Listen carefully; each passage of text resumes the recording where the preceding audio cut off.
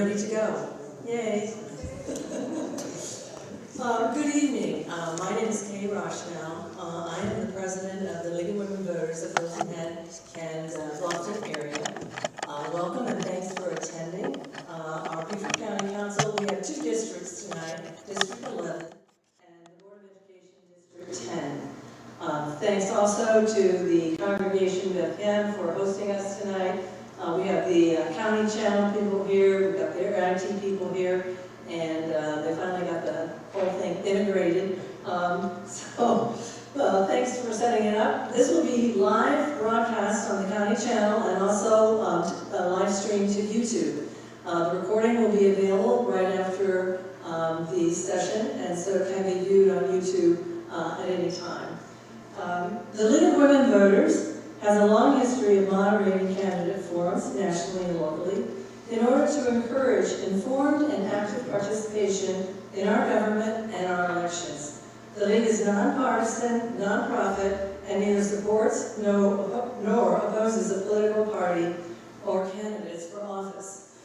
It is our policy that we only invite candidates who are on the ballot, and it has to be candidates. And so we have a lot of elections right now where there are a lot of people running unopposed. So we can't invite only one candidate because then it appears as if we are endorsing that candidate. We also cannot invite write-in candidates. However, I would like to refer you, we have some cards here, to our Vote 411 website, which is publicly available information. We have all the candidates loaded. We also had several candidates that have withdrawn. So it's been pretty volatile in terms of candidates running for office. But this has our QR code for our website, for scvotes.gov, and also Vote 411, where you can educate yourself and see what the issues are and what the candidates' responses to those have been. So, moving right along, we did have District 6 that we invited, the County Council for District 6, and we only had one person that responded, who's actually present tonight, Anne-Marie Tavernick, but the other candidate was not responsive to multiple requests, so therefore Alfonso Small Jr. did not respond, so therefore we're not holding that one tonight. However, you can check Vote 411 and see what some of the candidates have responded to the questions. The forum is not a debate. We handed out some information to the audience. So therefore the intent is to allow each candidate to present themselves, introduce themselves. We have some questions that we have prepared, and then as the audience we have handed out index cards and asked you to put your questions on the index cards, which we will collect, and then we have an editor sitting in the second row right here, Joan Kinney-Schulman, who will do the editing. We have a timekeeper, Krista Fries, who will keep the candidates on track. Accordingly, we allow 2 minutes for a candidate response, and so she has alerts at 1 minute, 30 seconds, so that they can keep track of their time. So we're going to spend about a half an hour, maybe a little bit less, with the questions that we have prepared, and then we will switch over to the audience questions, and we hope to finish in approximately 1 hour. We did schedule like a half an hour break, so that should give us a little bit of leeway if we need to go in to that. So our moderator is Sally McGarry, who is a past president and longtime experienced moderator. She's going to be asking the questions. Then we have the two candidates, Kathy McClellan, raise your hand. Some people said they couldn't read the name cards. And Tom Reitz, who, these are the two candidates running for County Council District 11. So with that, I'm going to turn it over to Sally. Thank you very much. I guess I will start with you, Kathy. Why are you running, and what do you hope to accomplish if elected? Tell us a little about yourself and provide your top 3 priorities. All right, well, I am a former attorney, law professor, mediator, facilitator, and I believe that I'm the most qualified candidate to represent you at the council level. In addition to those skills, I've been very active in the community, a volunteer at the Neighborhood Outreach Connection, League of Women Voters, South of the Broad Democratic Club, co-founded the Low Country Diversity Council, and work with Turtle Trackers, and I also work part-time for Rollers, locally owned business. I am running because I want to use the skills that I developed in my professional life to make a difference in the lives of the people that I hope to serve. This is not an easy thing to do, but I think it's important to give people choices. And oftentimes we have had on this island and in other places, we haven't had a choice. I'm glad that I'm here to give that to folks, and I hope that you'll consider me when you go into the voting booth. There are a lot of things that I think are very important. Of course, one of the most important things now that we've been talking about is the 278 corridor and affordable housing. But I also think there's a number of things at county-wide that we ought to think about. We need to ensure that the county has sufficient access to broadband. I think we need a comprehensive public transportation plan that includes a ferry system that would connect the county and the region. I also think we need to make sure we are converting our septic systems to public water systems. We need to find ways to fund early childhood education in an effort to bridge the achievement gap. There's a lot of things that we can do at the county level. There are ARPA funds available. So in addition to the things we've been talking about, I do think that the county needs to take the lead on engaging private partners as we determine how the Regional Affordable Housing Trust Fund will be administered, and we should provide incentives that would entice builders to develop affordable housing options. As a county, we need to engage with the cities, municipalities, and the unincorporated areas of Beaufort County. Mr. Tom Reed. Ms. McGarry, thank you. Ms. Rochnow, thank you very much as well, and all the temple. Thank you for having us here. We appreciate it. My wife Chris and I have been on this island, living here full-time for 4 years now. For 32 years prior to that, we vacation every year without missing. I think there are very few people in this room tonight that we haven't talked to over the last number of years, but in particular the last several months. I agree with my opponent on the issues, and many of them have been kicked around for a number of years, facing the same issues and doing the same thing, just talking points and what we're going to do. I agree with all that and agree with what you have to say and wait for your questions, but in this journey that we went on, I found that your voices, the residents that live here, don't have a voice. I'm telling you now, if we come together, and by the way, we have a great slate of clients, people running candidates, and they're right here tonight, some of them, and I gotta tell you, if we come together, respect each other, listen, and work together, there's nothing we can't resolve. Thank you. Thank you. Kathy, I'll go back to you for the next question. I guess I should turn this on. Do you support greater transparency of county council policy, deliberations, and positions? How would you implement this transparency specifically? Well, in terms of the county council, I would suggest to the council that we have more transparency at the county level, not just by engaging with our constituents, but also actually being, I'm sorry, I'm just having one of those nights. But anyway, the bottom line is that I do think that one of the things that we can do to be transparent is for me as a county council member to have regular scheduled meetings with my constituents, to also make sure that I'm communicating with them regularly, that I give them the opportunity to communicate so that I can bring that back, and I will let them know what's happening at that level. I will give them, I will write a newsletter so that they can see what is happening, and also I'll try to ensure that the council itself changes perhaps their rules so that we are more transparent as a council, together as a council.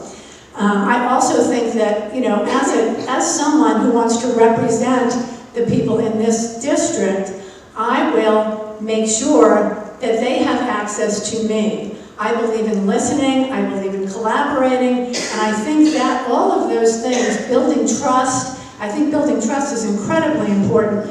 Building trust can make us, make sure that transparency actually occurs. So there are a number of things that we can do at all of these levels, and I believe that I can do that not only by engaging with constituents, but engaging with council and finding ways to make sure that they that things are being transparent, everyone can see what's happening, and they can understand, why people are making decisions and moving forward on the important county projects.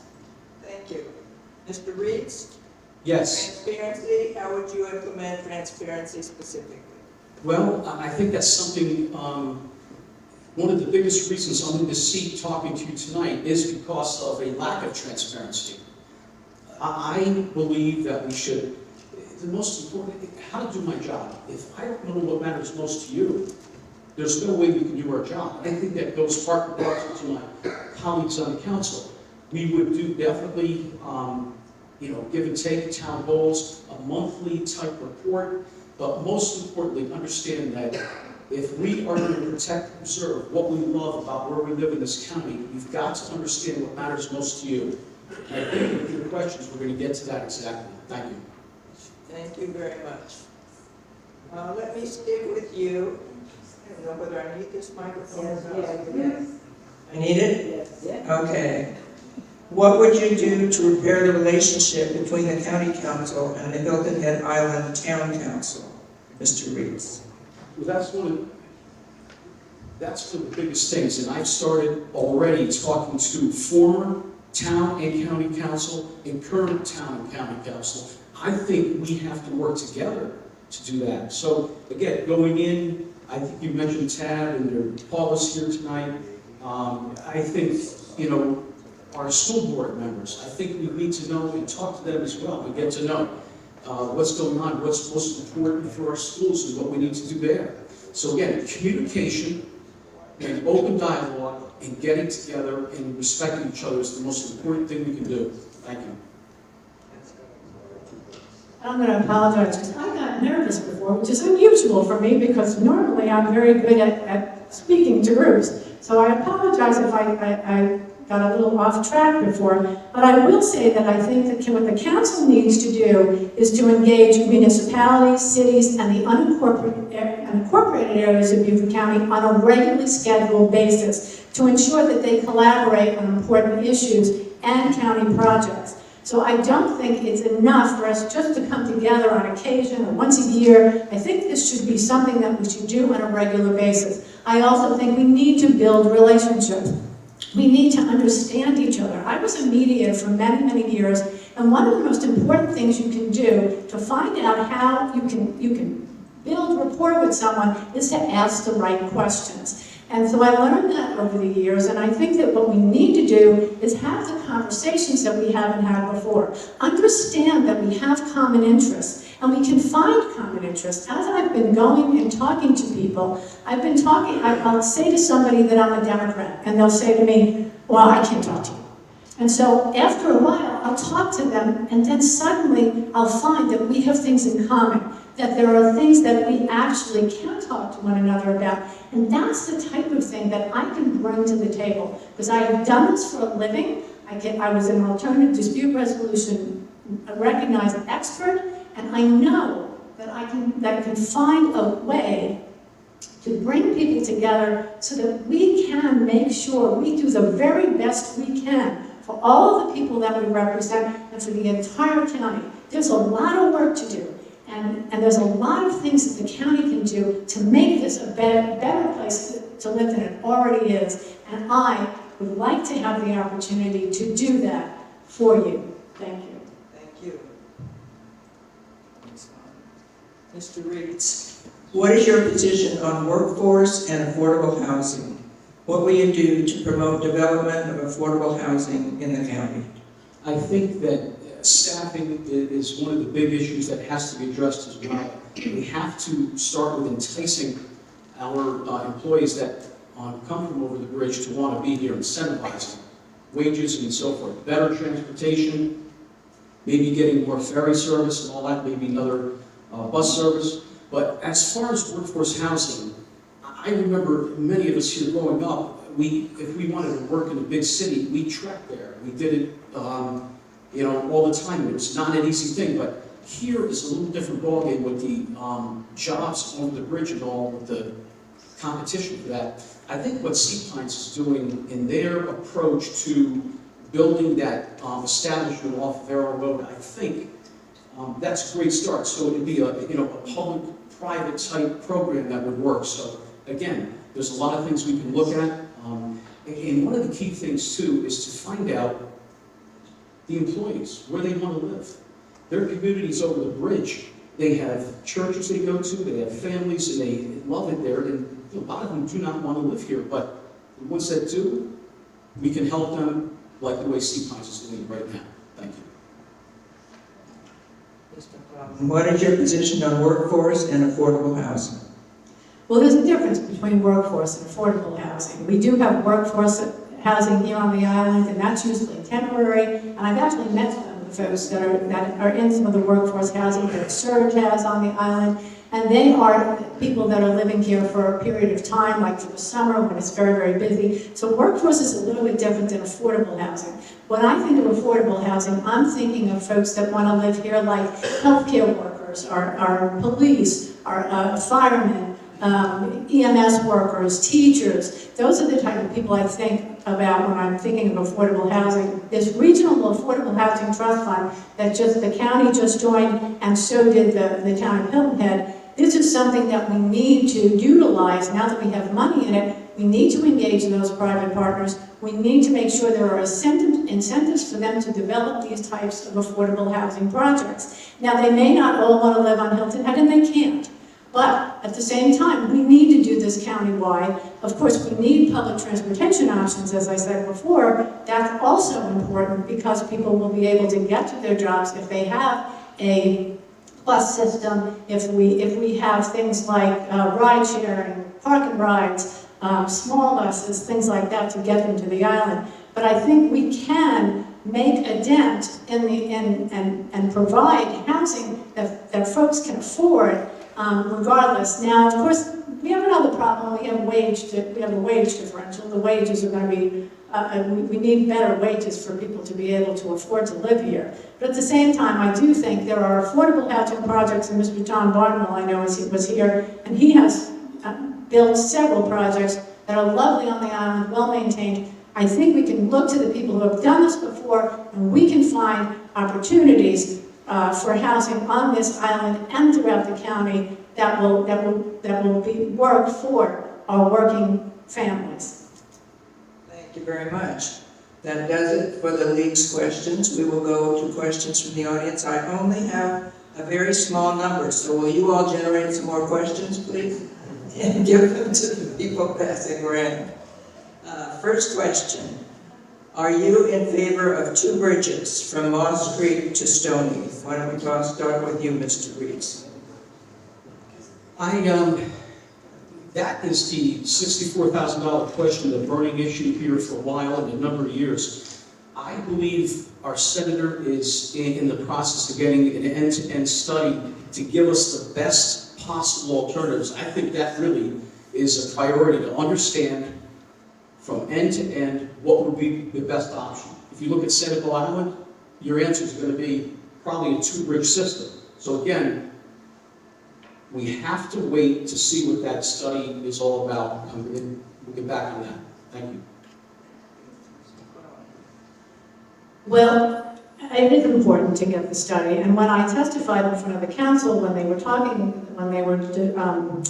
on the memorandum of agreement, I asked them what would happen if the study came back and it showed that the bridge that you are moving forward with was not something that would work for the region, for the island. And they said, well, we might have to go back to the drawing board. And a couple of other council members that I talked to said the same thing. So I thought that was rather odd. I thought, well, we really need to do that. We really need to do this right the first time. I'm not sure, I'm not an engineer, and I'm not sure what the right thing is. I do know that an engineer recently in the Post and Courier said that he thought 2 bridges would be better, that we should actually fix the current bridges and actually have a bridge on the south side of the island. That's another option.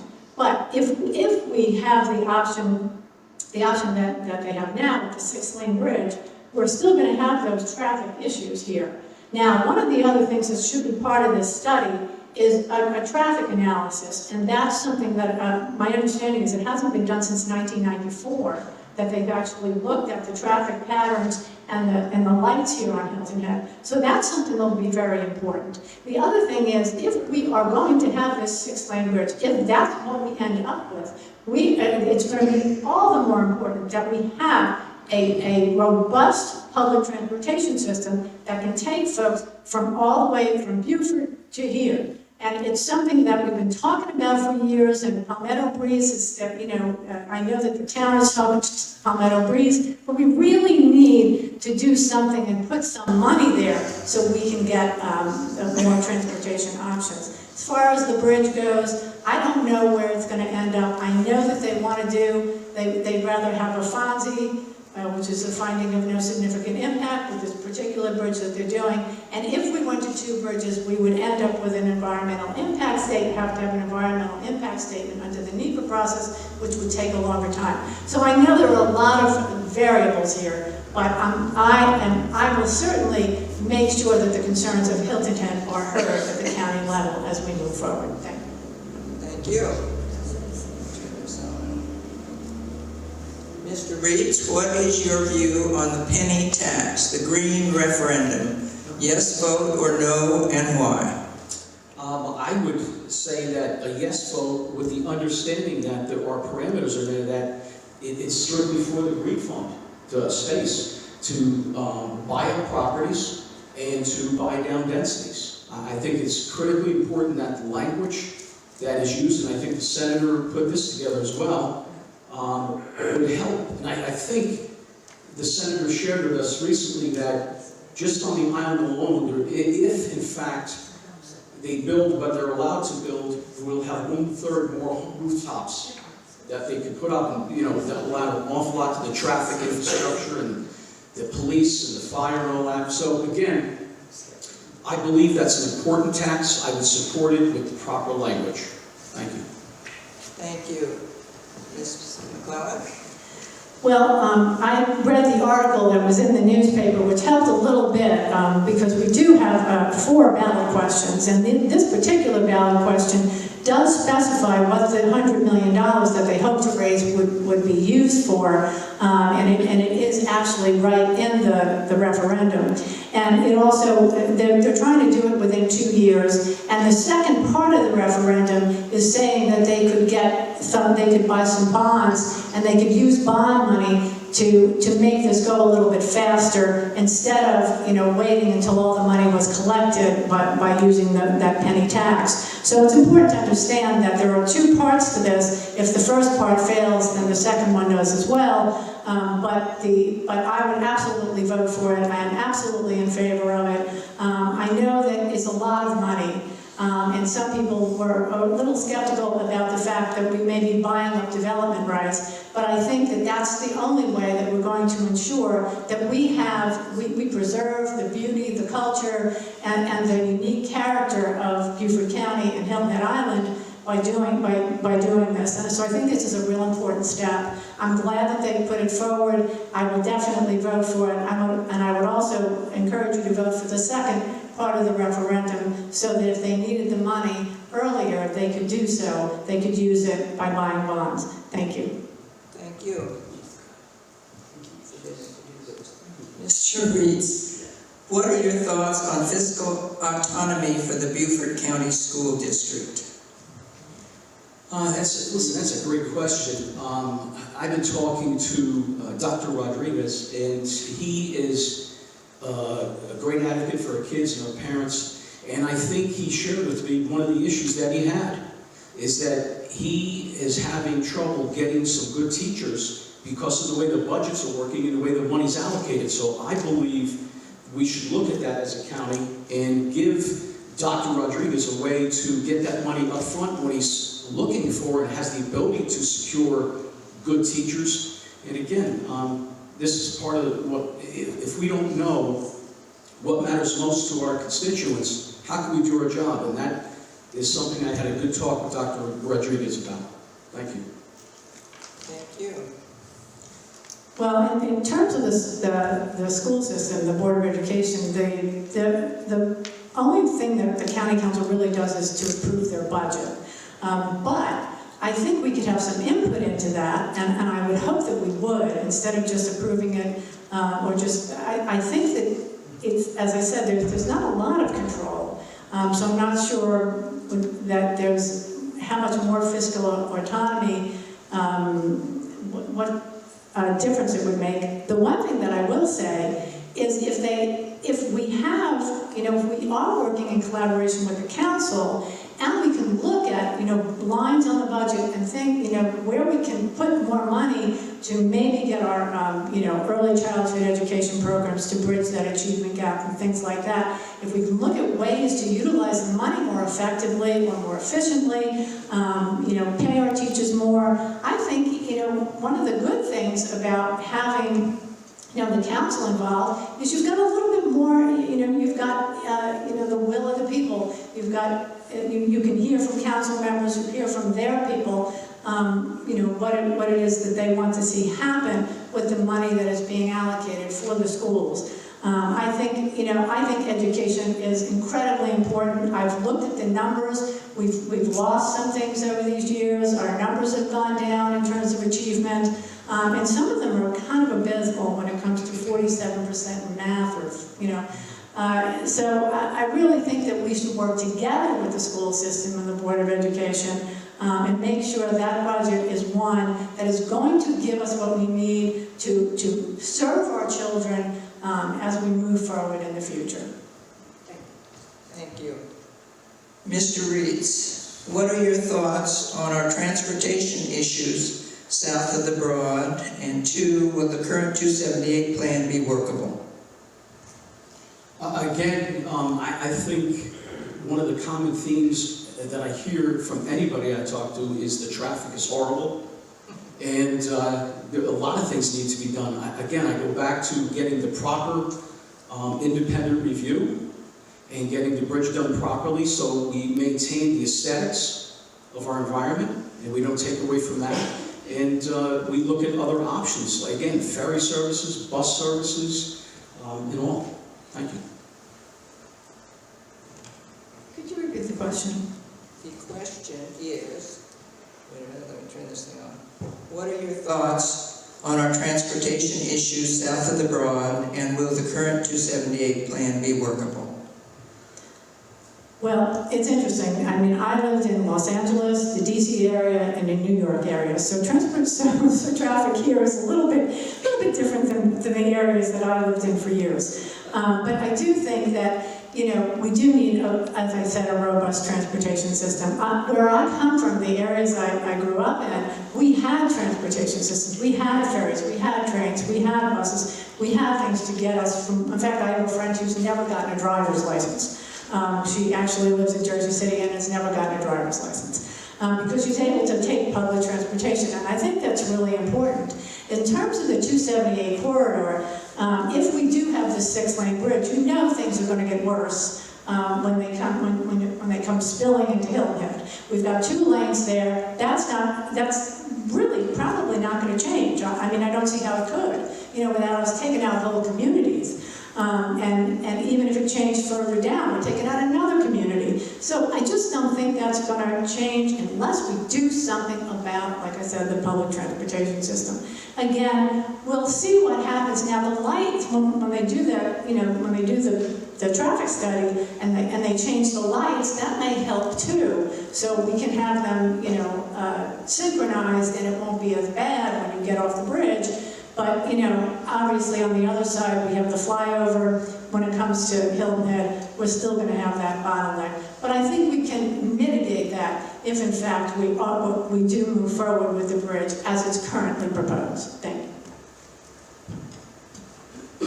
Mr. Reeds, how do you propose using your position to take a regional approach to resolving our I don't know what this word is, issues? i.e. transportation, economy, education, crime. I think, Is it growth? is it growth? Growth, I think, yes. I think we should try to slow down growth a bit and do it properly. Is this working? No. How about now? Okay. You know, one of the key things that we need to do is we need to talk to, with growth, crime, talk to PJ Tanner, our sheriff, get to find out how the county and the town can work with them. One of the key things that we need to do in our community is work together and understand what we can do to help out. What was the other part of that question? The other part was, how do you propose taking a regional approach to growth? Yeah, again, I think a nice pause, slow down and growth, figure out the best way to do it, and just work together. Thank you. Well, growth is an issue that's countywide, as we know, and it's something that is top of mind for a lot of people. But if you look at the equation, that's where we have affordable housing issues, transportation issues, I mean, all of those things. Oh, what happened? Just wet. Okay. Do you suppose the battery's gone? No. Give me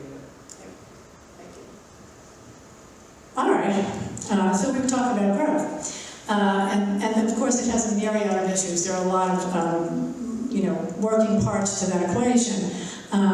But, in terms of looking at it globally, we have to look at what we can do countywide.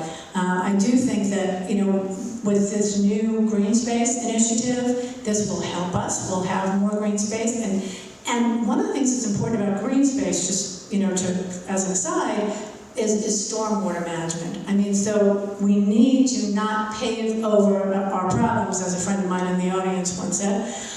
So we can't do that, and we need to find ways to slow it down so that we can, again, preserve the things that make this so special. I also want to address crime. I think we need a better relationship on Hilton Head with the county sheriff. I also think we need, the only thing that we have control over really is their budget. But as a county council, but one of the things we can look at is how money is allocated and where it can go to maybe improve the services that are provided, like community policing throughout the county, provision of mental health services when people go, when the sheriffs go out on calls. I think there's a lot of things that we can do to improve not only the relationship with the sheriff, but how the policing is done throughout Hilton Head and throughout the county. Thank you. Mr. Reeds, I have two questions that are related. What do you think is the key to solving the disconnect between the school district and county council? And what are your thoughts on fiscal autonomy for the Beaufort County School District? I think we just answered that one, didn't we? Yes. Did we get that one? Yeah. Okay. All right. Solving the disconnect between the school district and county council. Did we get that one covered? Did we cover that okay? No. No? Yes, no. Let me say this, just to answer that last part, I think is the key to solving that problem. We have a superintendent, Dr. Rodriguez, that really, I think, is a true champion of the kids and the parents. I sat with this man, and he talked about his problem. The disconnect is when the money is available to entice really good talent. We can work together as the county council and the school system to do that and make that work efficiently and seamlessly. And I'm telling you, we can have a great relationship with them. Back to the other question about growth and all. Another area that I sort of learned on this journey is that between the town, the county, and some private ownership, there are 468 pieces of property that are vacant, unused, or dilapidated, or have been out of use for many, many years. One of the things that I've been talking to our economic development team, Beaufort County, is to, if we're trying to entice people to come here to work, corporations, why can't we take the approach, put in a portfolio of that property together, it's 468 pieces, and go after them and use those first before we cut up pristine land. Just one way we could work together to save our pristine property. And again, I've learned there's 468 pieces and there may be more. Thank you very much. Thank you. Can you tell me, since he got off track, what was the question again? Where are we? So I don't remember what question you were answering. Yeah, what do you think is the key to solving the disconnect between the school district and county council? Well, I've met Dr. Rodriguez on a number of occasions, and we have worked together on some things, actually put together a survey, but unfortunately, COVID hit, and we weren't able to really work through that. But I think he does a wonderful job, and I think that I can't imagine that I would not be someone who would want to collaborate with the school, with the superintendent of schools, with the school board. I mean, we have to work together in order to educate our children. I mean, it's so key. And I just look around and I think, when I was reading about what happened with the schools, it just made me sad that, we are just not educating our kids, and they're not getting out of high school with the skills that they need. Now, a lot of them are graduating, that is true. We have a pretty high graduation rate. But, when you get out, what are you going to do? And one of the things when we were doing the survey early on was for, younger people who were in the community now, who were products of the high schools in Beaufort County, and, they were talking about what they needed in order to transition from school into the workforce or to college. So those are important things that we can work on with them. I know there are a lot of ARPA funds that maybe we can use to fund some of these programs, technical programs for people that are graduating, and perhaps even other types of programs that can help them transition. And maybe, as I said earlier, the early childhood education, which I think is a way to bridge that achievement gap that we see happening over and over and over again. So I do think there's a lot of opportunity here, and I think as a council member, I will take every opportunity to make sure that we work closely with our superintendent. Thank you. Thank you. Mr. Reeds, on a totally different subject, will you advocate for a county-wide trash and recycling pickup for all residential homes in Beaufort County? Would I advocate for that? Yes. That's what the question is. Would I advocate for, you're saying a mandatory? County-wide trash and recycling pickup. Okay, I would say that, I think they're doing that now in many places. But I don't know how the county council can mandate that. Raise taxes, and again, being a fiscal conservative, I want to save you money. So again, we have a great recycling center right here that's used. So again, I'd like to look into that and get back to you on that, but yeah, thank you. Okay. And did you? I suppose so. Is it on? What? No, sorry. Hello? There it goes. Okay. All right. Well, I would love to see that countywide. I would love to see recycling countywide. I do believe in it, and I think it's difficult for folks. Now, again, that may be money, but that doesn't mean that there may not be some funds available, especially like some of these ARPA funds. There was a whole. I read, the whole plan that they had from the county council about how to use the ARPA funds. I think we should it's something that we should look into. I don't think we should raise taxes to do it, but, it doesn't mean that we might not be able to find the money to have at least a recycling, if not a trash pickup throughout the county. They do it in many areas of the country that I have lived in. In fact, every one that I've lived in, they've done that. So, again, as Tom said, that would be something I'd have to find a little bit more about how much it would cost, whether it was something that we could implement. But I think if the county found the money, that is something that I think all of the municipalities, cities, and unincorporated areas would accept. Thank you. Thank you. Back to you, Mr. Reeds. This is a long one. In Beaufort County, the county council reviews and votes to approve the school district budget. This is not done in all counties in South Carolina. What is your thought on why or why not county councils should approve the school district budget and set the appropriate funding millage? I would have to say, I want to look into that a little bit further, but it goes back to the discussion I had with Dr. Frank. He is hamstrung at times to use his budget in the right time to get the talent he needs. I think we need to coordinate with Dr. Rodriguez and find out how best we can serve him. If it's autonomous, we should look at that. But again, I'd have to look into this and go after it and talk to Dr. Rodriguez a little bit further. Thank you. Yep. Okay.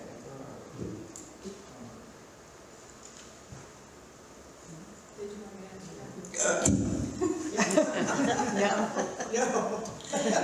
Actually, I'm kind of in agreement on that one. I mean, you know, I definitely think it's something that's incredibly important to maintain talent, to recruit talent.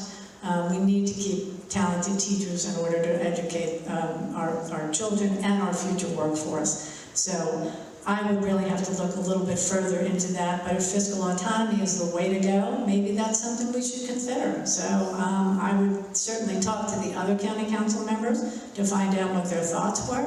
And so, you know, maybe bring something forward if that was something that would make a difference and really, you know, give us what we need to educate our students the way we need to educate them, to get them to the levels that they need to be, and to maintain a teacher force that is going to, you know, educate our children and bring them into the future. Thank you. Maybe one more question. One more is enough? Okay, thank you. Mr. Reeds, what shall this question be? Regarding development, what is your position on local impact fees? You know, that's another great question. I think impact fees are very, very important, especially if you're growing at the rate we are, which I think we need to pause a bit and slow down. But impact fees, to my understanding, help with the police, with the EMS, with the fire departments, the schools. And again, is there somebody against impact fees? I mean, you know, but thank you. But yeah, I think they're very important for the community. Reasonably apportioned impact fees, I think, are essential to fund infrastructure. But of course, as you know, when the county wanted to impose these, the municipalities and towns didn't agree, so there was a problem there. So what we need to do, if we are going to have impact fees, we're going to have to work collaboratively with the cities and towns to get them to agree that this is something that might be help you know, provide the infrastructure that we need. I mean, schools, policing, roads, you know, all sorts of things. You know, even parks. You know, there are so many things that go into the infrastructure that surrounds the development, that these impact fees are important. You know, believe it or not, I actually lobbied for developers at the state level in Maryland, and this was one of the issues that we talked about, and at the time, we were just trying to keep them at a certain level so that, you know, they wouldn't get too high. But at the same time, you know, they understood that they needed to pay them, and, you know, depending on the you know, scope of the project, they could get pretty substantial. But I think we can reasonably apportion them. I think we can look at ways to make sure that they are something that's sufficient but not overly burdensome. And at the same time, if we do have impact fees, you know, not charging impact fees would be an incentive for folks to develop affordable housing projects. Thanks. Thank you. You said that's it? Yes. Well, I think if you could sum up now, each candidate Yeah, should sum up and all right, provide your very summary good. All right. for why you're running, and you know, just kind of sum up what you said tonight. What do you say? You would like to go? All right.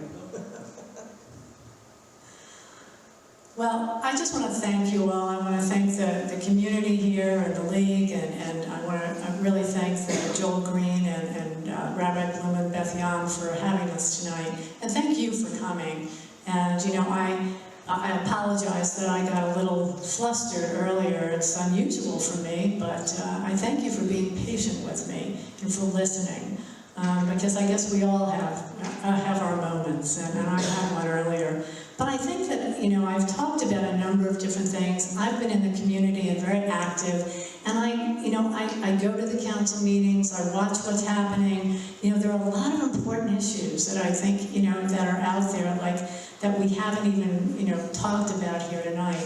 And the county has responsibility for so many things, and it's exciting. I want to be part of it because I want to make a difference in your life. I want to make sure that you're heard. I want to make sure that you have a seat at the table and that I'm the voice and the right voice. You know, I can't guarantee specific results, but I can promise you that no one will work harder or be more committed to servant leadership than me. And as a woman, I've always worked harder, smarter, and longer, and I'll do that for the people that I hope to represent. Thank you.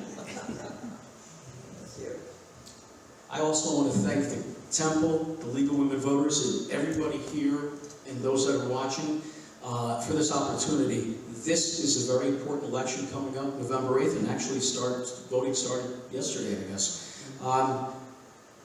I believe the residents are finally going to have a voice on county council, and one that is going to be collaborative with not only the colleagues there, but town as well, and other parts of our community. I think it's very, very important that we address these issues and stop kicking them down the road. I think we're going to have a lot of good people to do that, and I appreciate your vote and your consideration November 8th. Thank you very much.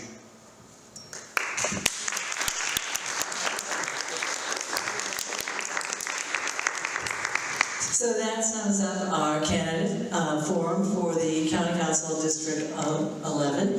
I'd also like to thank all the people that are viewing online. I've heard that there are going to be quite a few people doing that. I forgot to recognize Nancy Williams, who is our League of Women Voters state president. So thanks for coming today.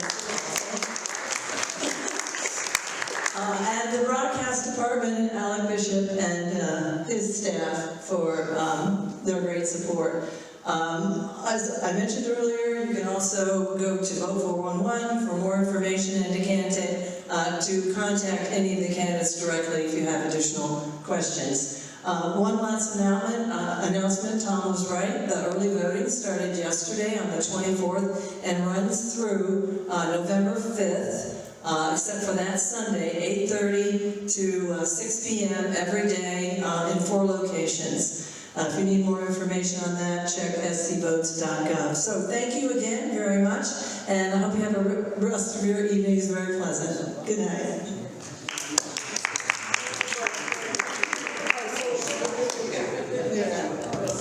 The next There's one more. Yes, the second forum, which will start in approximately 25 minutes, will be for the Board of Education District 10. 3 candidates will be attending.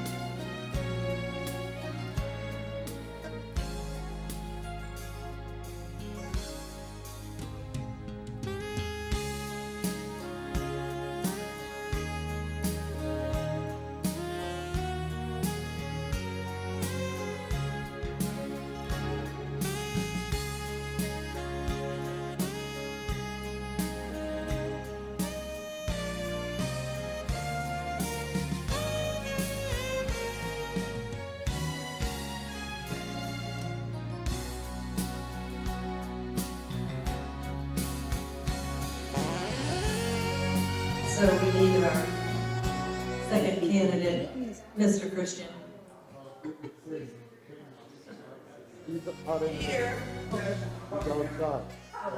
That would be fun. Okay. I don't think she will. I'm not sure. Is Elizabeth here? I have signed her refuse. And she's not.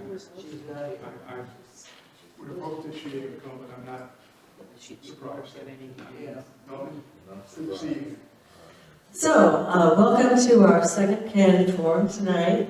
This is for, my name is Kay Rochnow. I'm with the League of Women Voters of Hilton Head and Beaufort area. I'm the current president. Welcome and thanks to our viewers at home on the channel, the county channel and YouTube for the Board of Education District 10 candidate forums. We invited all three candidates and had some multiple invitations to all three, especially the one who I don't believe is going to be able to make it tonight, Elizabeth Hay. And I have not met her, so I just have to keep my eyes open as she comes in. We're starting just a little bit early. I'd like to thank the Congregation Beth Ann for hosting this forum. The League of Women Voters has a long history of moderating candidate forums nationally and locally in order to encourage informed and active participation in our government elections. The League is nonpartisan, nonprofit, and neither supports or opposes a political party or candidates for office. This year, there are a lot of candidates who are unopposed, as well as a lot of write-in candidates. We've had withdrawals of candidates. So I would encourage you to go to Vote 411. We have cards here with QR codes for both scvotes.gov and also Vote 411, which is kind of our public service to inform voters. We have the candidates, we've asked them questions, and you can get additional information there. And then also the QR code for our website. Our candidate forum policy is, I mentioned, limited participation for candidates who are on the ballot, and to preclude a situation where only one candidate agrees to participate. In line with this policy, we did not have a District 6 County Council forum earlier. The forum is not a debate. Rather, the intent of the forum is to allow each candidate to present his or her views to the audience on a range of topics. Our moderator and timekeeper will ensure that all candidates are treated with respect and fairness, and we expect you as the audience members to abide by that principle as well. We have prepared questions for the candidates. Each candidate will be given 2 minutes to introduce themselves and why they are running, and 2 minutes to answer each question. Our timekeeper, Chris DeFries, one of our volunteers, will signal an alert when the last time is at 1 minute and when 30 seconds are remaining in the time allowed. Index cards from our volunteers have been handed out, and we encourage you to write down your question and give it to our volunteers. And Joan Kinney-Schulman is our editor, who will be looking at the cards to edit for duplication and relevance. Our intent is to finish in 1 hour, half spent on the lead questions and half spent on the audience questions. We got through it a lot quicker earlier, so we won't belate it if there aren't any questions in the allotted time. And then each candidate will be given 2 minutes to sum up and to summarize why they're running and what they represent in their campaign. This is being broadcast on the county channel and live streamed to YouTube. Let me introduce the candidates. We have Mel Campbell. Raise your hand. I understand that the name cards are easily read. And Peter Christian are the 2 candidates. And our moderator is Sally McGarry, who's a longtime member, past president, and a very experienced moderator. So without further ado, I'm going to turn it over to Sally. We can get a microphone here. Yeah. It should be on. Yeah, but we can turn it off when you're not using it. Okay. I will start with Mr. Campbell. Why are you running, and what do you hope to accomplish if elected? Tell us a little about yourself and your top 3 priorities.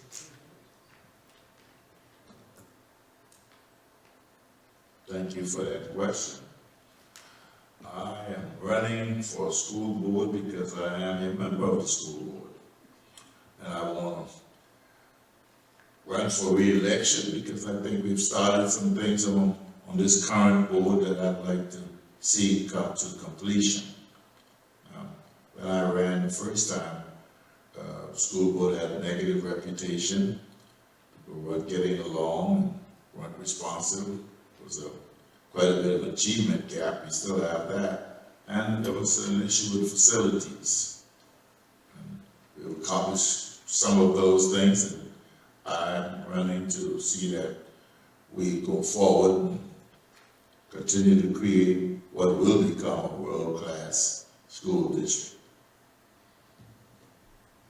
Thank you. Mr. Christian? I want to thank Sally and the league for hosting this and welcome all the visitors from home. Why am I running? I believe that parents should have a say in their children's education. I believe that we should teach children how to think, not what to think. And back in the 1940s, 2/3 of our families had only one parent working at home. Now, about only 1 in 10 have that situation. So we're a vastly different audience to our children right now. And during COVID, when parents were trying to work and they were learning remotely, we lost ground.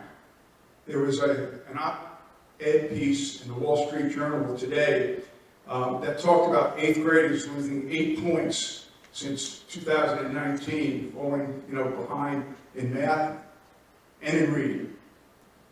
There is an American college testing program that tests youngsters across the United States. And for the first time, they dropped down a score of 30 down to 19.8. It's the first time they dropped down below 20. We need to bring these youngsters up. I firmly believe there are 2 things that make for an educated child: a quality teacher and a home environment that fosters and values education. Without those 2 things, we're not going to make it. They have to be present. Thank you.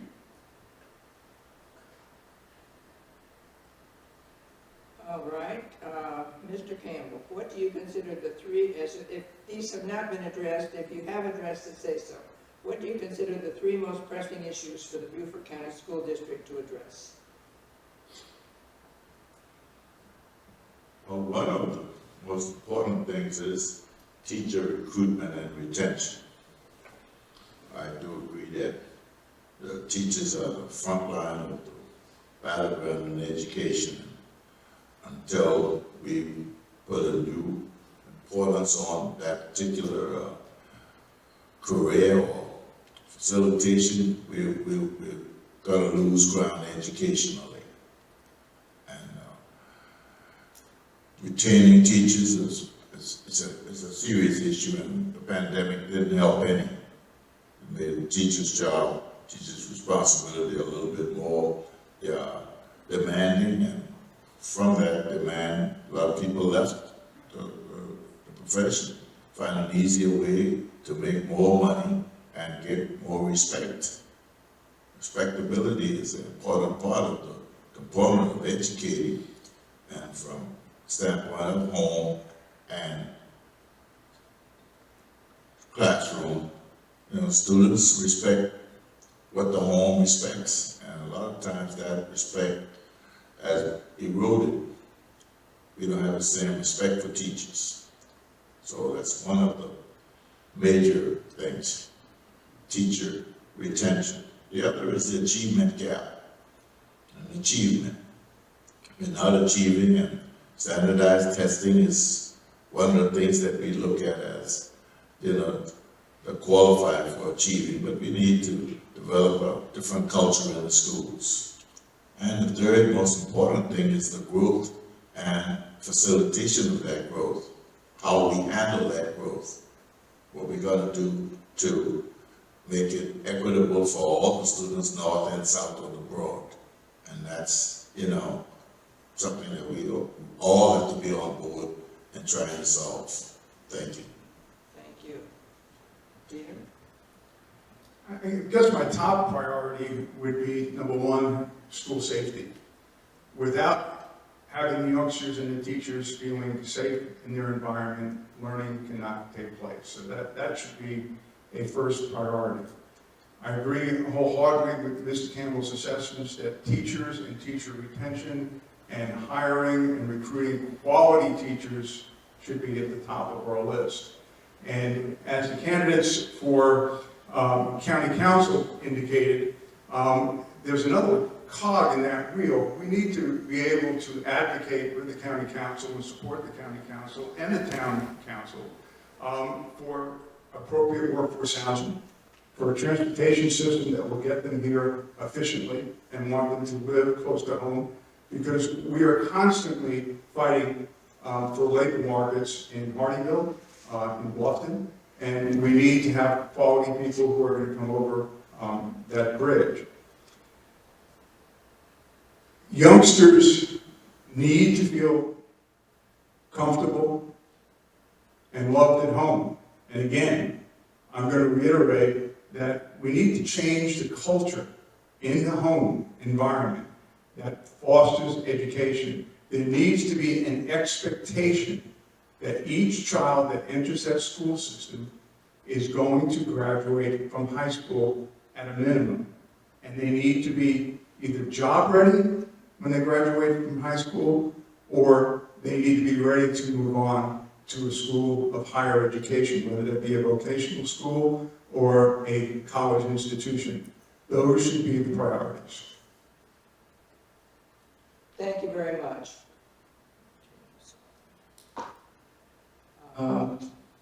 Mr. Campbell, we've talked about recruitment to some extent. How will you support efforts for affordable housing and other incentives to attract high-caliber teachers to our schools?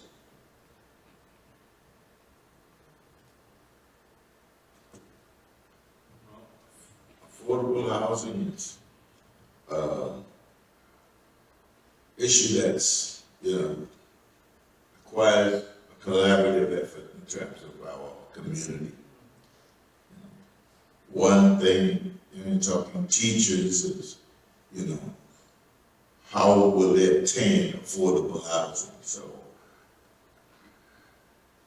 Hilton Head and the south part of the county, all total different in terms of housing, but bankers and developers, municipalities have to all be engaged in the impact that educators make on the entire community.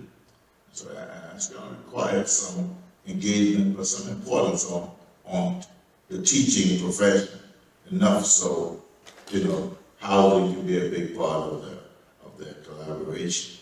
So I'm expecting that that's going to occur. We have encouraged the superintendent to engage developers to create incentive programs that will, be enticing and add an additional impact on recruiting some of our, better teachers. So that's where I am, but I think it's a collaborative effort. It's not a school board effort alone, but it's a collaborative effort. We all have to believe that that engagement is important enough for our community, our continued improvement educationally. Thank you. Mr. Christian? Thank you, Sally. I was a teacher for the first 13 years of my career. And my first year as a teacher, my salary was $7,500 in New York City.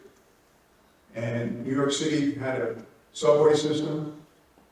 It had, I would say, adequate roads, but everyone tried to get into the city at once. So the school board does not have direct responsibility to provide workforce housing. However, we need to make that a priority for both the town council. I see Alex Brown out in the audience. I know he's an advocate for that. And both the county council. And they have taken steps to move forward with a pilot project here in the north end of the island. And I am very anxious to see how that project moves forward. And I know they're working very hard and looking at other areas where they can put in appropriate workforce housing. We're not talking about low-income housing or subsidized housing, we're talking about workforce housing. That would be affordable for teachers, nurses, firefighters, sheriff's deputies, service workers on the island, all of those individuals. But that's not the only cog in the wheel. Transportation needs to be public, it needs to be better, and we also need to fix the bridge in the 278 corridor. We're putting down more development, and it's going to be more roads and crowded. And I very much support Senator Davis's program, the 1% sales tax referendum, to buy back development rights, and that will reduce the need for asphalt to build more roads, reduce the need for hospitals, service providers, more schools, and so on. Thank you. Thank you. Mr. Campbell, do you believe it should be a priority to place more school psychologists and nurses in the Beaufort County schools to address COVID-related distance learning and mental health issues our students face?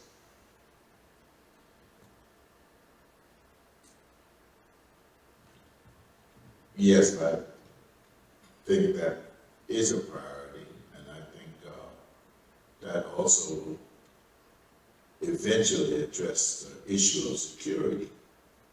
It's a long-term battle because, you know, some folks have thought that because of the mental illness of the current state of our population, that school safety is something to be able to address and it's going to go away.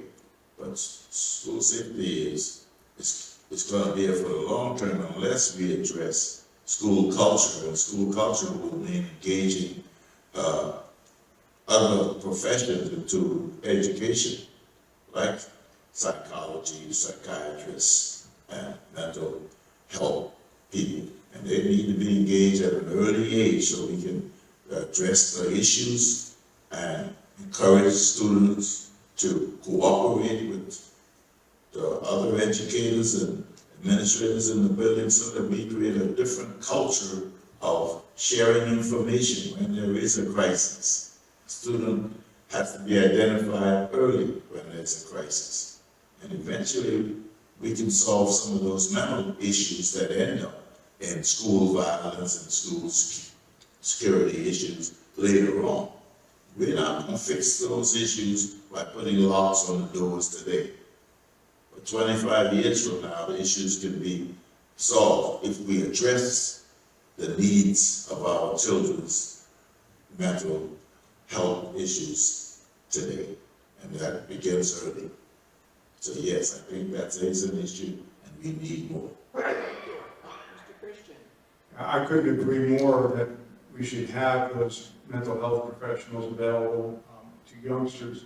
But it needs to be a little bit more than that. The teachers, you know, with the burden that they have, they're the first line of defense. And they need to be trained to look for the signs that a youngster is having problems. You know, kids today, this is their psychologist, this is their best friend, this is who they worship, this screen and this device.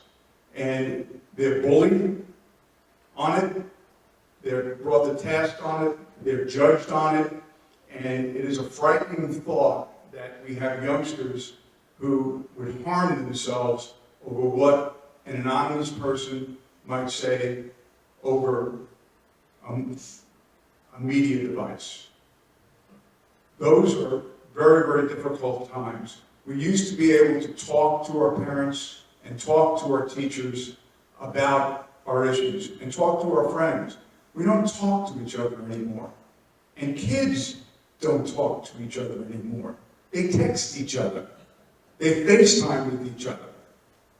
And they're scared to death over what someone may think about how they dress, how they act, their social circumstances, their financial circumstances, and bullying should be reprehensible and looked upon with total disdain.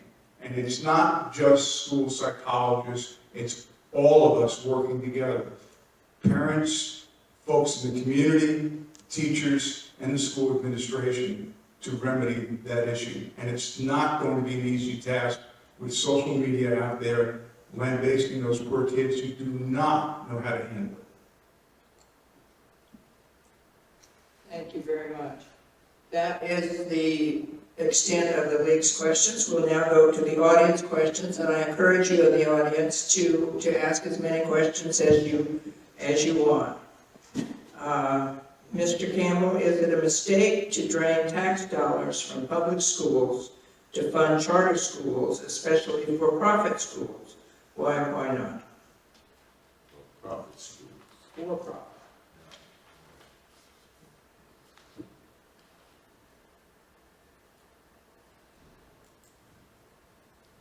I wouldn't say it's a mistake, but I would discourage, taking money from public schools for funding of private schools.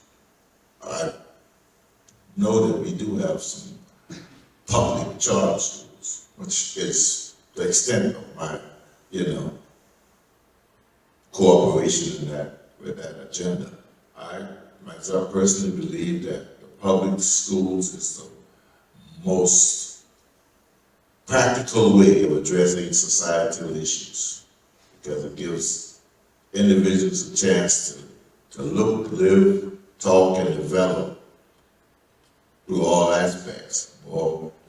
Public schools are much more diverse than the private schools in most cases. Different spectrum of economics, different background, etc. And people get a chance to learn what the real world is like. And if we do it appropriately, we can have all spectrums in those schools. And I'm not for private schools for profit, no. Thank you. Mr. Christian? Yeah, I agree with Mr. Campbell that private schools have their place in our society, but they should not be publicly funded. However, charter schools provide a choice. And that op-ed piece I mentioned earlier about school performance, surprisingly across the nation, the charter schools fare better than public schools. Because many of the charter schools were able to stay in class rather than have remote learning.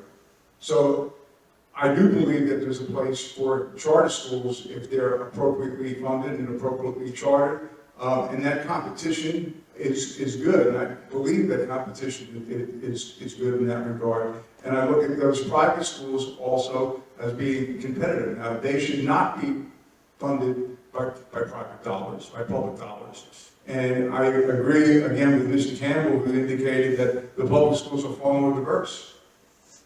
And they require much more work and much more attention because you are dealing with a very, very diverse population. Many of those youngsters cannot afford to go to a private school. However, I do believe within Beaufort County we should have school choice. And if a youngster has the means to transport themselves in its capacity at another school in the Beaufort County public school system, that they should be permitted to go to that school if that is the choice and is the best choice for that particular youngster to succeed. And that demonstrates parental involvement when they make that choice. Thank you. Mr. Campbell, should there be a gun safety program in school for students, teachers, administrators, and parents. Gun safety program. Gun safety program.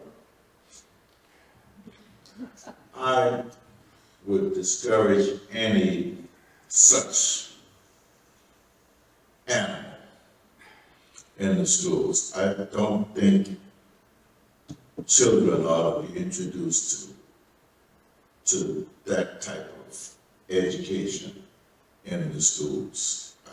I discourage teachers from having guns and students. I think as I mentioned earlier, I think we need to look more of developing a different kind of culture and a different kind of attitude towards guns. To that end, I would encourage some type of security type education in the schools, which would not include gun safety, but will include the police department, Sheriff Tanner and his department, engaging the students in programs that will help them understand what the police officers do, what the profession is about, and how they are involved in community building. I think part of our problem is there's a real disconnect between, law enforcement and our students across the board. And until law enforcement officers become people to students, we're going to have that disconnect. And they can only become people when they start talking to students and talking to students like people. So no, I'm not going to encourage a gun safety, program in the schools. Thank you. Mr. Christian? Yeah, I couldn't agree more. That would be the last place we'd want to teach youngsters how to handle guns, period. Adults, some of them have a terrible time handling guns and keeping them safe in their own home.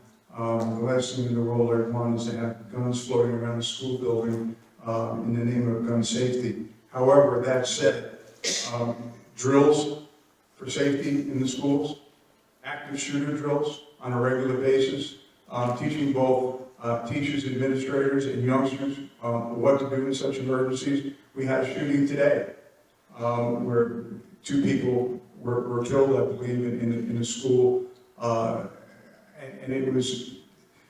it had people who were in security, but they got through that security, got into the building. The individual shooter, who was 20 years old, was shot and killed, but not before he killed at least 2 other individuals. When I read the article, that they did not have all the information. And this, unfortunately, is no longer absence to the rule. We're seeing this on a regular basis, and it is troubling because youngsters who are not receiving proper mental care are seeing this as an opportunity, as now a standard practice. And that needs to be broken, absolutely broken.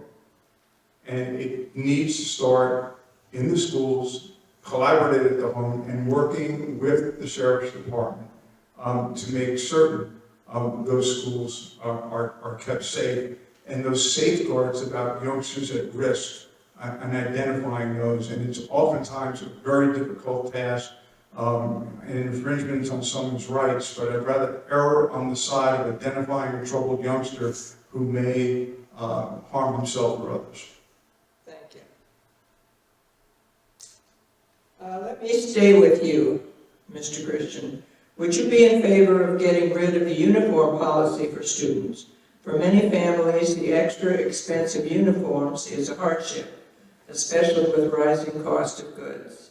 If the school board was willing to enforce a dress code, it might lessen that burden. This is a very dangerous question because it's my wife's question. And my wife and I have a daughter in Hilton Head High School right now, and she is a senior, and she is the commanding officer of her Naval ROTC unit, and she is going to have an inspection tomorrow, and she is a nervous wreck.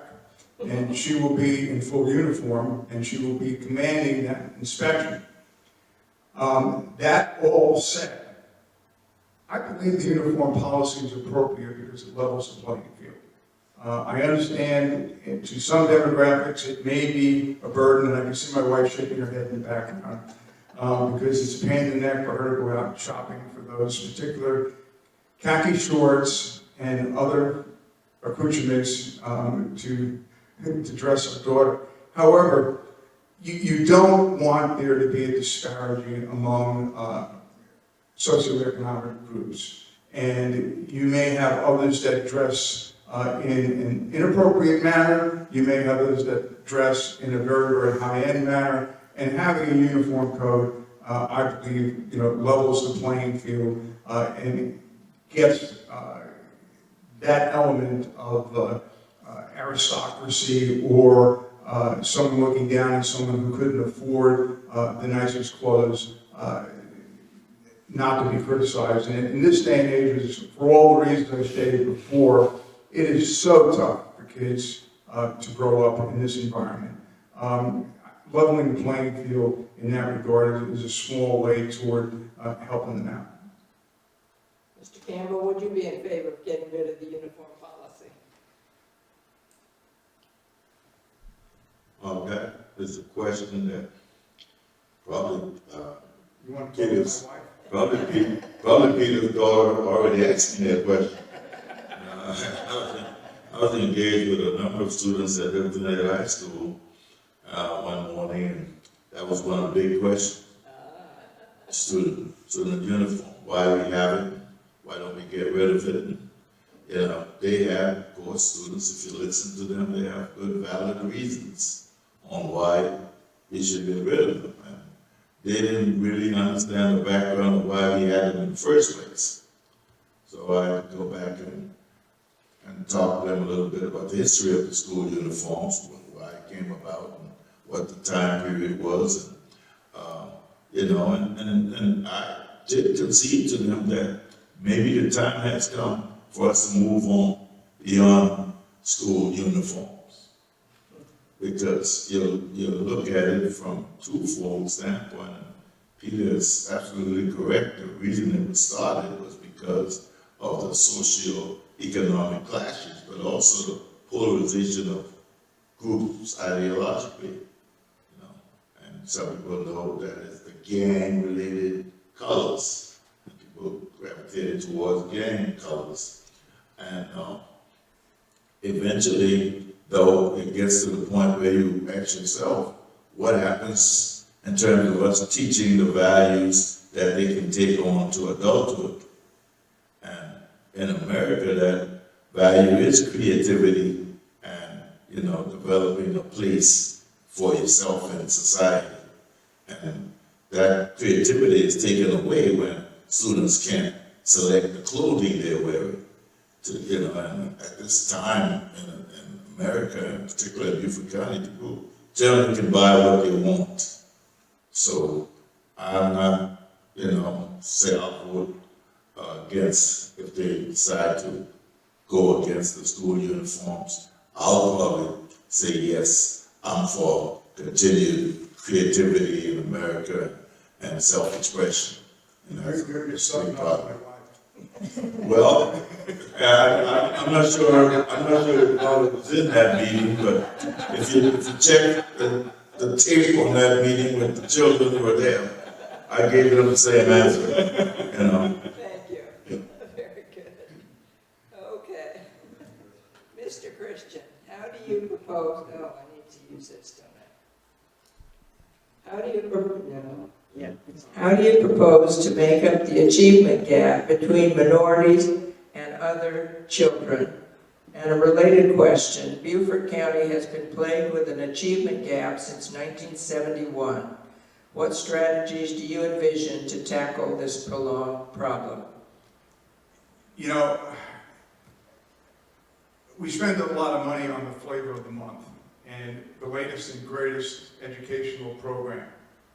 And it plays well for a period of time, and then it fades until the next greatest item comes out from some educational program, and we spend a couple $1 million on it, pass it out, there's a bump in student achievement, and then levels off again.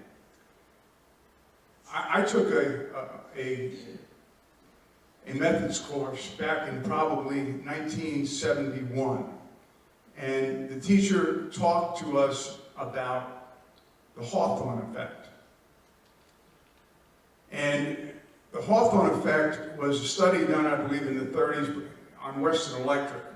And they wanted to have the workers build more widgets faster. So they said, well, maybe it's the lighting. And they would go down and they would incrementally turn the lights up. And they would go on the factory floor and they'd ask folks, what do you think of the lights? And, you know, they'd say, hey, that's fine. And so they increased the lighting incrementally, but every day they'd go down and they'd ask the workers, you know, what do you think of the lights? And the productivity exponentially increased. Well, it got to the light, the brightest they could make it, and they started decreasing the amount of light. And they went down to the factory floor and asked the workers, what do you think of the light? Productivity continued to go up. They figured out it had nothing to do with the lighting. It had to do with the interest management was showing in the workers. And it is those teachers that we have to show an interest in, and those youngsters that we have to show an interest in, that will make the difference. That culture has to change. Mr. Christian, let me stick with you. You didn't get, oh, I'm sorry. You got to answer that one. All right. Lost my place. You're probably fairly avoiding me because I won't have enough time to answer that. 3 minutes. But, you know, education is usually like religion. It's private. It's your own. It's your relationship. And in Beaufort County, educating is a Beaufort County deal. And the history of education in Beaufort County has to be examined thoroughly before we can address the achievement gap with fidelity. Unless we understand why there's such a disparity, we're not going to be able to fix it. And I'm a native islander, so I understand a lot about it that a lot of people don't understand because they just don't have that history. And I feel like I'm encouraged when I hear the topic because I know it's an opportunity to lend a hand on what I know about this county students and why that achievement gap exists, and it's not dissimilar from the achievement gap in New York City or Chicago, but it does have a different template for a solution because these people are totally different. One of the key elements in closing the achievement gap is early childhood education. And in Beaufort County, that takes on different dynamics altogether from other areas. A large percentage of our children, not just recently because we have a large Latin population coming in, Latin enrollment, but a lot of our students are entering school clearly at an educational disadvantage in terms of language. And until we address that, the achievement gap is going to be pronounced in Beaufort County for some time. Thank you. Let me stick with you, Mr. Campbell. Whom do the public schools exist to serve? Some contend they exist to serve parents and advocate for their rights. If parents have rights, what are their responsibilities? That's a Peter question. Parents do have rights, and they do have responsibilities. And the public school system have a responsibility to honor their rights, of course, and we can't, get away from parents' rights. And we can't always legislate their responsibility. I'll tell you a comment that I heard early in my educational career, which spans more than 40 years. And that comment was so true. Parents send you the best they have. And that's who you have to work with. This idea that we are going to encourage parents to be better parents does have its place, but it also has its limitation. Parents are 40, 50-year-old human beings who have been formulated. You don't have the resources to turn that around. What you do have the resources to is engage and encourage a relationship, parents, schools, and their students, so that that collaboration become as effective as you can, what you have as resources. And that's where I am with that. I'm not gonna be one who you hear beat up on the parents, because I know the parents, every parent loves their child, and every parent does the best they can to make sure that child is school ready. And they're embarrassed when that kid shows up and it's shortcomings, because they know they did their best, it just wasn't enough. And we as educators have to add to that shortcoming. We have to improve that the best way we know how. Thank you. Mr. Christian? Yeah, I would like to go back to something Mr. Campbell said earlier and, agree with him wholeheartedly. Early childhood education.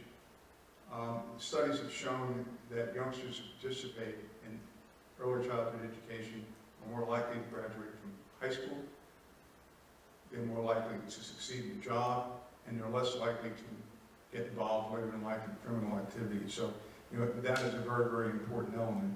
And Mr. Campbell pointed out, parents have rights, absolutely. And they voice those rights quite often. However, those responsibilities are also present. And being a responsible parent involves encouraging your children and nurturing them. With two parents, it's tough enough. In a single household, it is very, very difficult. Very difficult. You have a job, you're the only one, and you're dealing with that.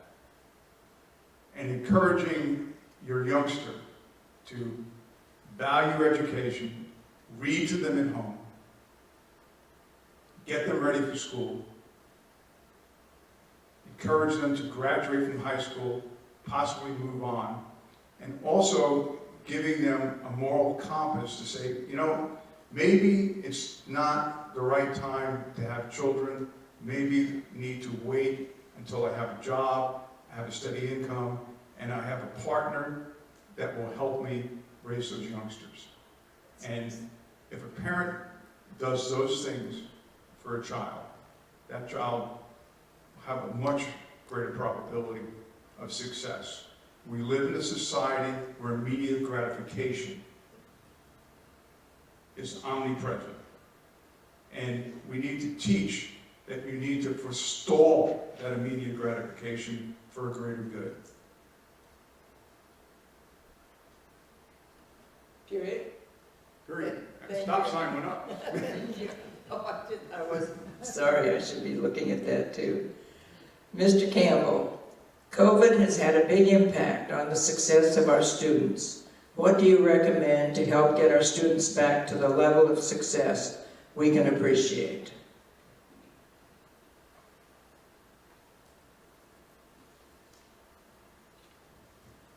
Well, other than get rid of the network news. The fact is, if you visit the schools, the children have, they've weathered the storm. They're in the climate of the schools that I've been in this year is dramatically changed from the past years. And yes, there is, some damages from the past, but the children are so happy to be with each other and so happy to be with their friends again. And so our role in the schools is now to encourage more of that, engage these children as they are willing to be engaged. And I think we're going to see that although COVID was a very, trying period, that our children have gotten stronger because of it. And we're just going to have to work with it. And even the numbers that you're looking at, those test scores, not going to take a backdrop, but you're going to be surprised how the acceleration is going to happen, 4 or 5 years from now. And nobody's going to look at that, let's face it, unless you're educators, unless you're on the school board.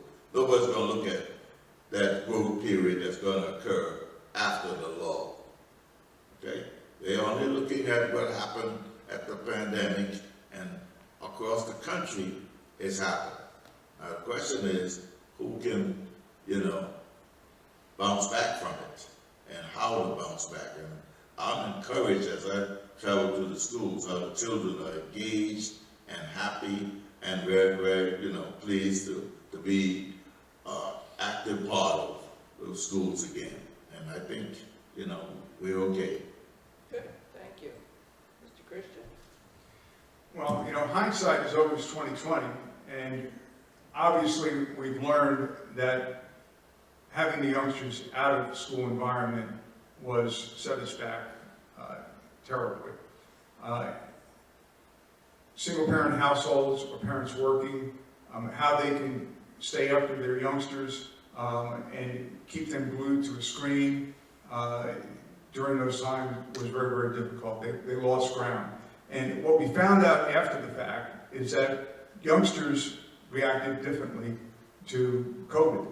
And the countries that did not shut down their schools fared just about as better from a health perspective, but fared much better from an educational perspective. And I would hope that we would not duplicate that drill again, where we physically shut the school system down and had youngsters not attend school. The learning environment occurs best when you have youngsters together in a teaching environment that is collaborative, where they can interact with each other and they have leadership. At home, parents try, but it's a losing battle in oftentimes circumstances, especially youngsters where both parents worked or you were in a single parent situation. So how do you make up that ground? In some cases, you're not. And you just have to do the level best and have the parents and the teachers devote more time and more energy and more of that emotional bank account to move those youngsters forward.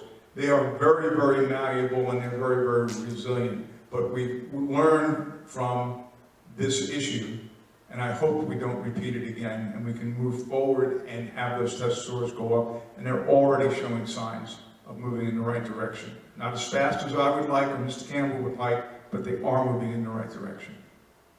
Thank you. Here's a good follow-up.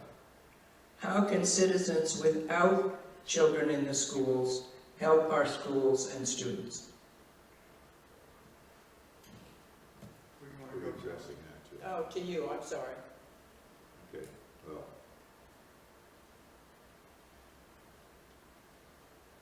I don't want to rebuttal Peter because that's the part of the format, but what I can say about that COVID issue is the jury's still out. It's still out on whether or not the students who were in school, present in the classroom, were better off. Yes, their numbers, it's just logical that if you sit in front of a teacher and things were normal, your numbers are going to be more steady. But how much strength, how much resilience they developed versus the children who had to adapt to a different type of teaching mode and didn't do it that quickly to get the numbers. Where do we go from there is the question. How we teach as educators, you know, has shifted. And it's going to be shifted permanently. Now, whether those students who were in the 2nd and 3rd grade benefited from the fact that they were home, you know, with parents who were challenged technologically and will advance later on, the jury's still out. Now, to answer your question, community collaboration is important now more so than ever. After school efforts, you know, apprenticeship, just total engagement in what's going on in the schools are very important in terms of how we can continue to assist the student of today. Continue to have our golf tournaments and scholarships and engage, you know, the schools in presenting and promoting these scholarships. These are things that we can do from a parenting position in the county. On Hilton Head, we can do a lot to assist what the Hilton Head schools look like. And I think, you know, we always have good initiatives, but we need a lot of volunteerism that has to be registered volunteerism. Thank you. Have you both answered that one? No, Sorry. Shouldn't be losing track here, but I am. that's okay, Sal. Thank you. We'll try and I'll try and keep you honest. Obviously, we have so many folks in the community that come from industry and come from backgrounds that are diverse, where they run companies and taught individuals, and they have an opportunity to tutor and go into the schools and help youngsters that have difficulty in a particular area. They also have the ability to work with youngsters to teach them leadership skills, because these are the children that are going to be the captains of industry, are going to be the school board members, who are going to be the town council members, the county council members, the senators, the congresspeople, and so on. And they need to be taught leadership skills. We have an unbelievable business community out there that would be more than willing to allow youngsters to visit with them, to learn about their individual practices, how they treat their employees, what they do, what the benefits are, and how to train to get those particular positions. We have the Coastal Discovery Museum, which is an abundance of a living laboratory that's open to youngsters that I know is being used and should be used more. And there are lots of those opportunities in the service industries and in the vacation industries where we can expose those youngsters. But most of all, they need to be mentors and tutors to help those youngsters out. And there's nothing greater than a senior member or any member of the community coming forward and helping out a group of youngsters or an individual youngsters move ahead or catch up. Thank you. Peter, I'll stick with you. Children in schools now face active shooter drills, teacher shortages, banned books, food insecurity, racial and gender discrimination. Will you, as a school board member, work to keep students physically and mentally safe?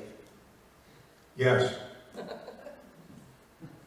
Yeah, that is an entire laundry list of issues that youngsters face.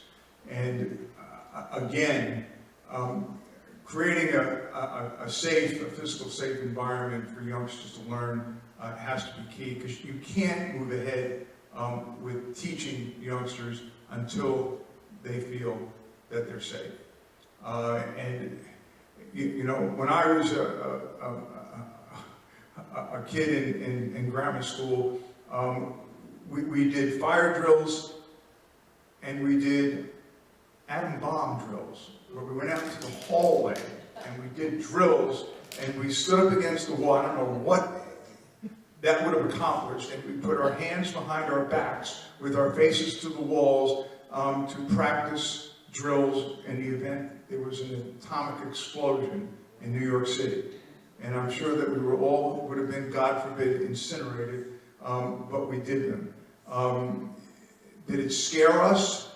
You know, some of us thought it was a welcome break from teaching. Others were scared to death that this might be a possibility. And now we're going through this again with, you know, the possibility of people talking about nuclear explosions due to the Ukraine.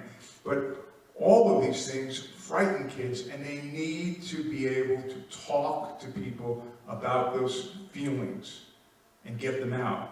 They need to be able to talk to a counselor, a psychologist, a teacher, a friend, and not rely on social media to give them their advice, which can be very, very cruel and obviously very false and very ineffective.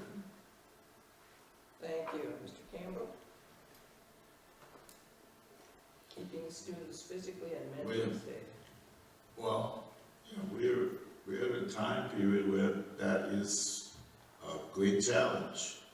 And, you know, physically we do what we're told to do from the authorities in terms of security, from the Beaufort County Sheriff's Department to, you know, the highest level of security. We've spent some $30 million over the last 3 years just in enhancing our facilities security-wise. Different locks, different cameras, and different entries to protect against some of the physical dangers that we know would exist or could exist in terms of active shooters. But at the same time, we have to build a mental infrastructure that's sometimes overlooked.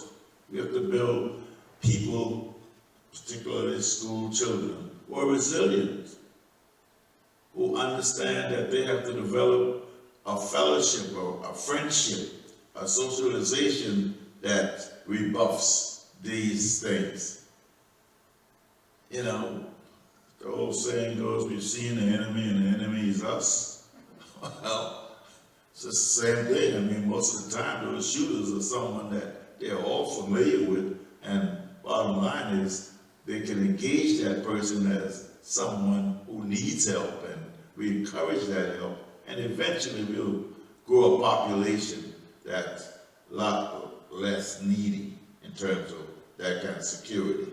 Yeah, they're still building the nuclear bombs, but I'm sure we understand that there's a need for getting rid of them. And we need that population of students who are engaged as adults getting rid of the nuclear bombs. So UN forums in high school are important things to have. Understanding the different dialogues that exist across the world. And I think, you know, we can eventually create a safe environment for our children, or else we're wasting a lot of time right here now, right? Yeah. Is it time to wind up? Well, one more question, maybe? Do you have another question? I have an interesting question. What are the big wins and successes that we can celebrate and appreciate in the Beaufort County school system? Mr. King? I was hoping Peter could answer that question.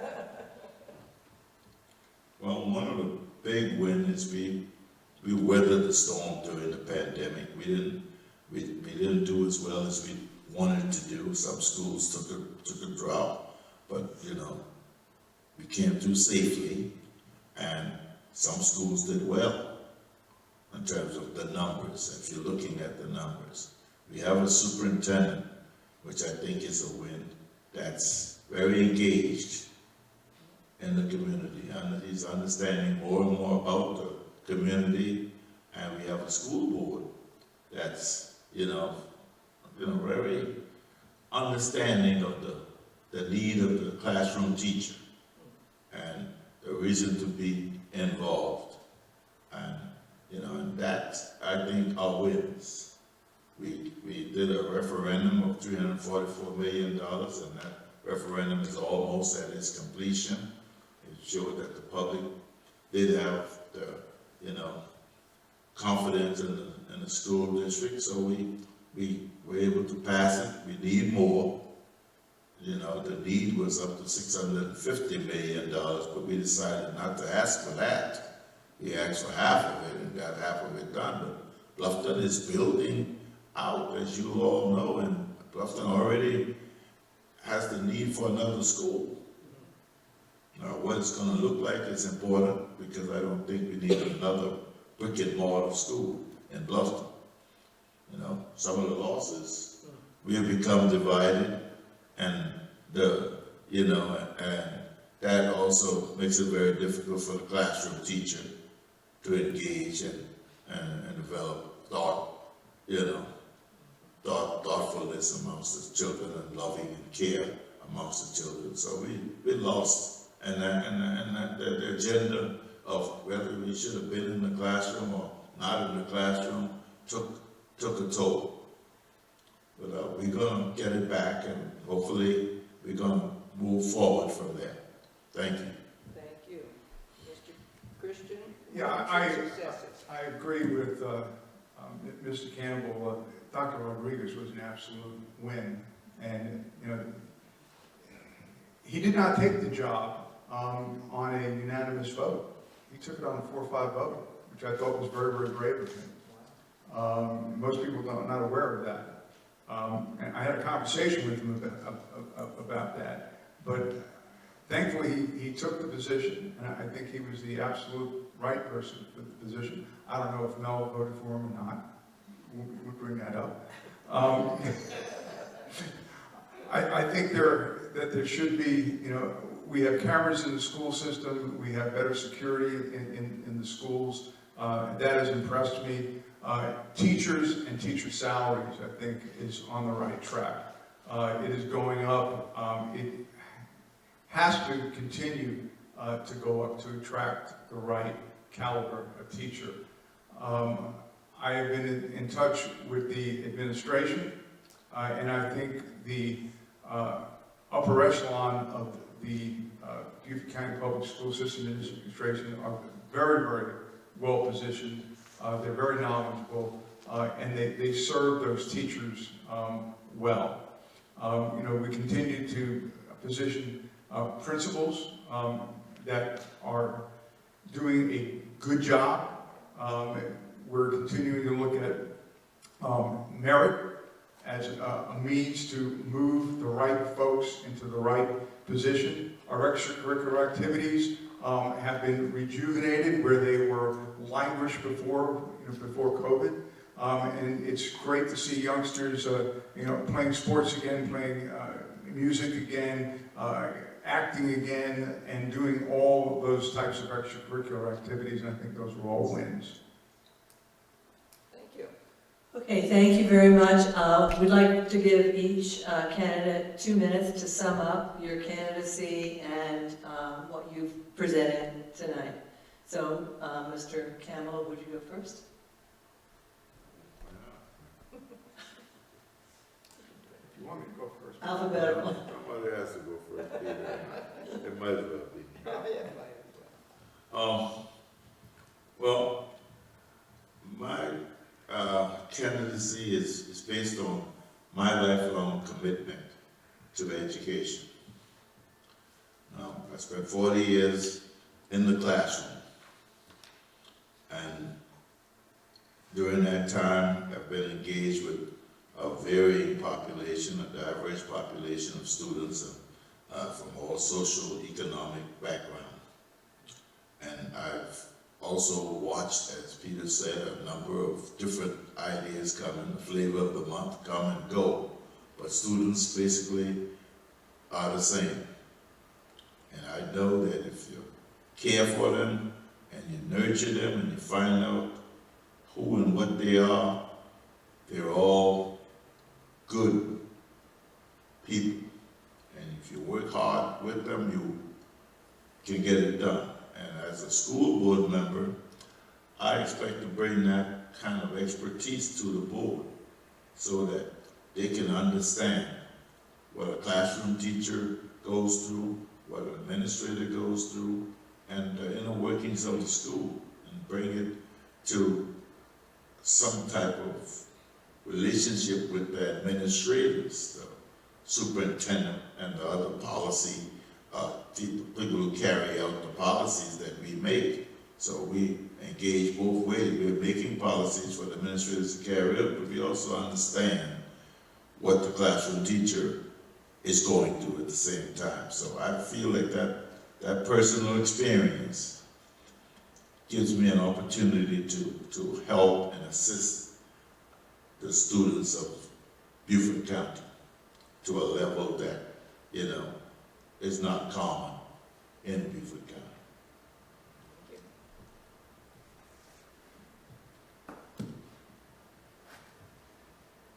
Mr. You ready, Sally? Yeah.